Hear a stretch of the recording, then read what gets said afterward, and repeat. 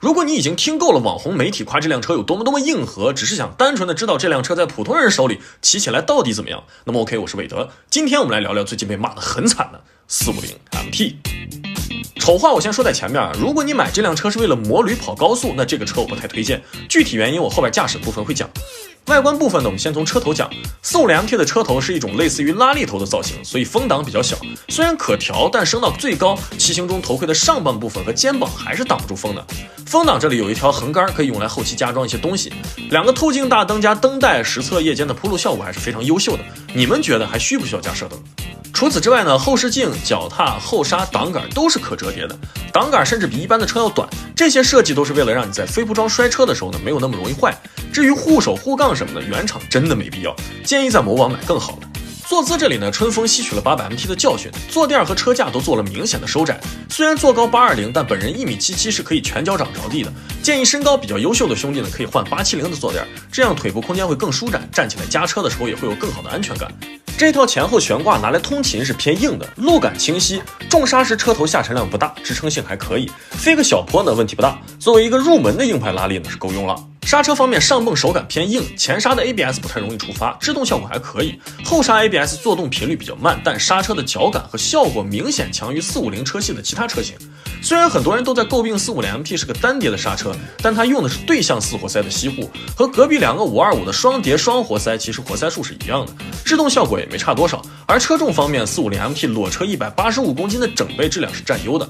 同级别的其他 ADV 裸车不带3厢基本都在200公斤左右，我这辆车呢是市售车，9500转断油。春风为了让这个车在同级别最大扭矩明显不占优的情况下，尽可能的让驾驶者在450 MT 上体验到一种低扭非常充沛的感觉。他把油门的前段调得比较暴躁，同时减少了油门的虚位，这样可能你骑别的车一开油是2-3千转，但你拧450 MT 可能就奔着4000去了。这就会让你在一定程度上模糊450 MT 低转速扭力不足的感觉，而450家族优秀的震动控制呢，又不会让你再像其他的同级别 ADV 那样，骑到个5000转震动就已经明显不适，让你不得不赶快升档。反而在450 MT 上呢，你更乐于将转速保持在4000到6000甚至更高，而这个转速带正是450 MT 发动机的发力点。那么针对于这个明显高于其他 ADV 车型常用转速的使用方式，是否会造成日常使用当中油耗过高呢？我在市区、高速、国道进行了综合的驾驶，第一次加油小计里程为 172.1 公里，第二次加油小计里程为 323.9 公里，